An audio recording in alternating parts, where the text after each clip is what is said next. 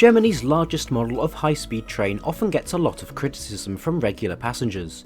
Well, today I'm going to be travelling on the newest generation of the Deutsche Bahn fleet, the ICE 3 Neo.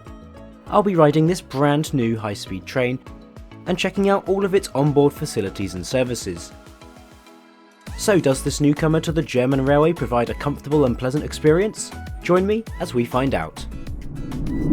Hello and welcome back to another video. Today I'm here in Köln in Germany and I'm going to be travelling on board the country's newest high-speed train, the ICE 3 Neo. I'll be travelling in first class, so let's check this brand new train out and see if it's up to DB's high standards. Welcome to Köln Hbf, the main station in the city and a vital domestic and international transport hub. The station is located right in the heart of the city and is right next to one of the most iconic buildings in Germany, that of course being the Kölner Dom Cathedral. This is the tallest cathedral in the world and is visited by 20,000 people a day.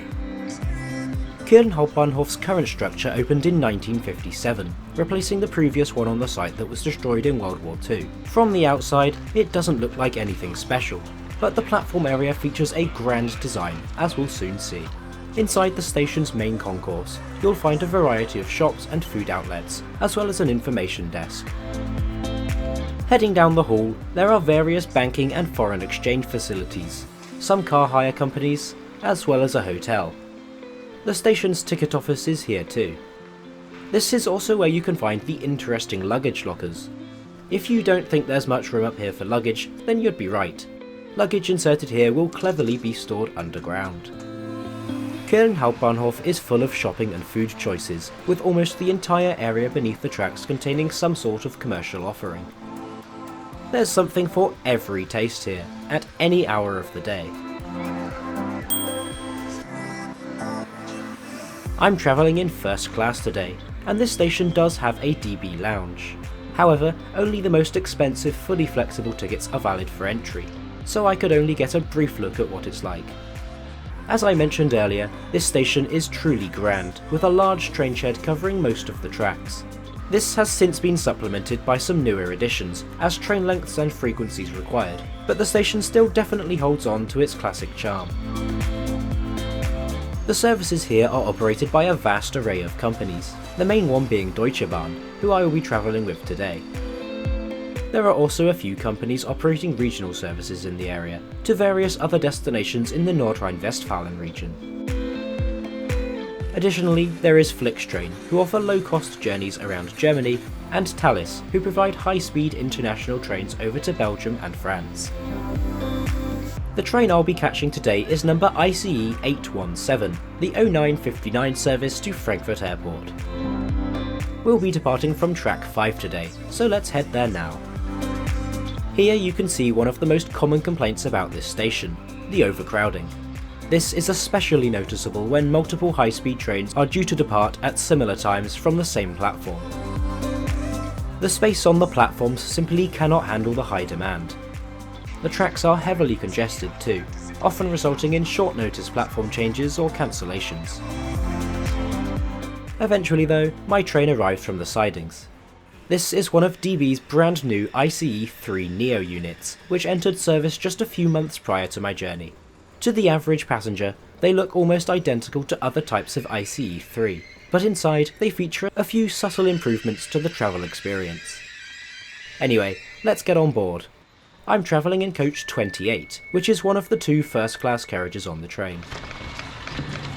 First impressions are that these trains are very similar looking to their predecessors, also being part of the Siemens Volaro family of high-speed trains. First class is in a 2+1 layout. My seat will be number 73, a forward-facing seat at a window. Most seats are airline style, with a few table seats per carriage. Today's route will see us heading southeast along the Köln to Frankfurt high-speed line, stopping at all stations along the way. This journey is scheduled to take 1 hour and 9 minutes to cover 169 kilometres or about 105 miles. Despite all the usual chaos at the station, the train ends up departing only a minute late at 10 AM. Right after leaving Köln Hbf, we pass over another one of the city's major landmarks. This is the Hohenzollernbrücke, carrying 6 railway tracks over the River Rhine. It is the busiest railway bridge in Germany, seeing over 1,200 trains per day. Though it seems I've come at a quiet time, with no other trains here at the moment. Right after this, we pass through Köln's second most important station, Köln Deutsch. Whilst we don't stop here, a lot of long-distance trains will use the low-level platforms here to bypass the congested main station. From here, we branch off from the main line towards Düsseldorf and head to the high-speed line. But anyway, let's take a look at the interior of this brand new ICE train. First off, I've got to say I really like the ambience of this train. The warm, soft lighting and smart colour scheme really are pleasing to the eye. A lot of the main complaints with recently built ICE trains have been about the seating. With this in mind, I was keen to find out whether this newest model has fixed this issue. I found these seats really comfortable, having a lot more padding than the ICE4, as well as being more spacious. The headrest is also wider, making it feel less restrictive. But of course, there's the usual generously padded head cushion that makes the seat a lot more comfortable. This can be adjusted up and down to fit your height. As for legroom, I found there was plenty of space here in first class, even for those longer journeys. An adjustable footrest can also be found on the seat in front of you. Just above this, there's a little storage net for keeping your smaller items or the onboard menu, but more about the catering offer later. There's also a seatback table, which features a cup holder. The table was pretty small, but can be moved towards you, making room for a laptop. About 15 minutes after departure, we arrive at our first stop today. This is Siegburg, Bonn. The station is located in the town of Siegburg, being just 20 minutes away from the city of Bonn, historically the capital of West Germany. After this stop, we can finally accelerate up to our top speed of 300 km an hour. Running along the high-speed line opened in 2002 to speed up journeys between 2 of Germany's 5 biggest cities. This line practically halved journey times from centre to centre, previously being well over 2 hours, and nowadays under an hour and a half. But let's get back to the interior. Beneath the seat you'll find 2 levers. One of these controls the seat's recline, while the other allows you to extend the seat base for better thigh support. Both of these features improve the seat's comfort, and in the fully reclined and extended position, this was a really great way to travel. All seats in first class have a pair of adjustable armrests. These were well padded and very comfortable. Also, you may notice the presence of a privacy divider between seats. The reverse side of this features a cup holder, as well as a small net for storage, though you can't really fit a lot in here. Older generations of ICE trains didn't have this, so I was glad to see this addition. And speaking of new additions, there are several other nice features introduced with this train. Firstly, the seat reservation signs now feature a traffic light system, allowing you to easily locate available seats. Unfortunately, this wasn't working today, but it's a really good feature when it does work. There's also a device holder on the seat in front, consisting of a small tray and a grip. This can fit any phone in portrait and landscape orientations, as well as tablets. It's great for watching videos on your device, but make sure to bring your own earphones.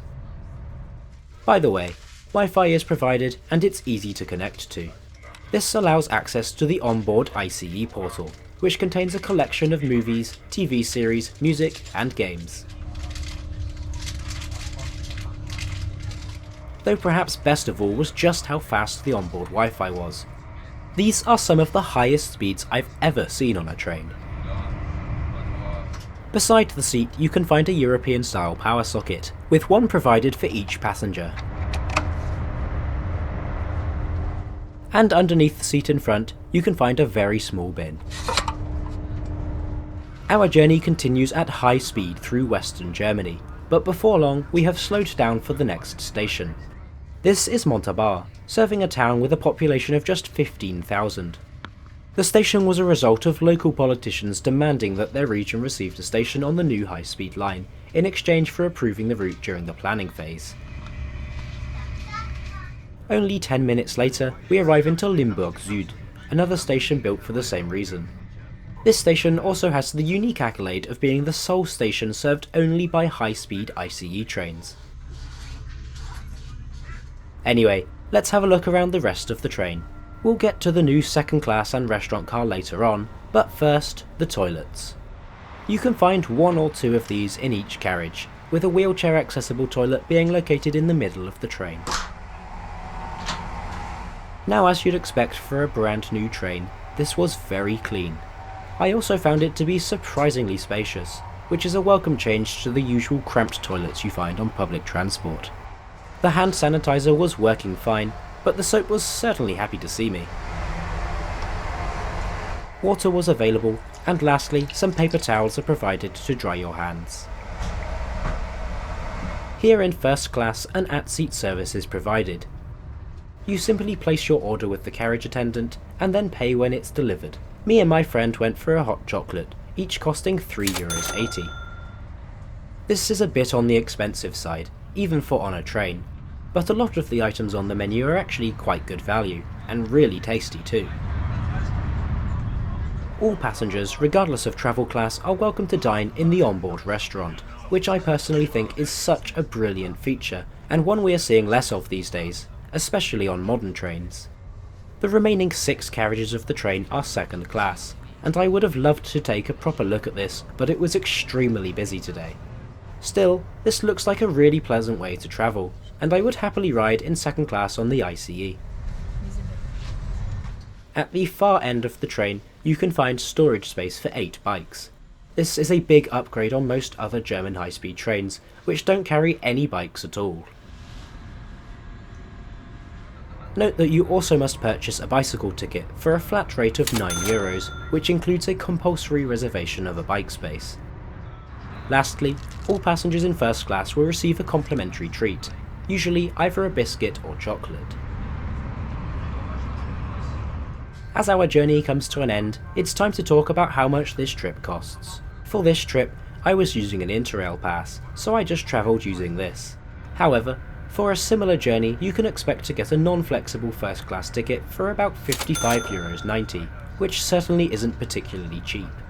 With second class coming in at just over half of this, I'd probably choose to travel there, as I have done many times. It's perfectly adequate for such a trip. It's also worth noting that soon, Deutsche Bahn will be completely changing the interior design of the ICE trains, so I look forward to coming back and giving that a try in the near future. And now for something that will truly surprise frequent DB travellers, my train actually arrives into Frankfurt am Main Flughafen Fernbahnhof 3 minutes ahead of schedule, at 11:05.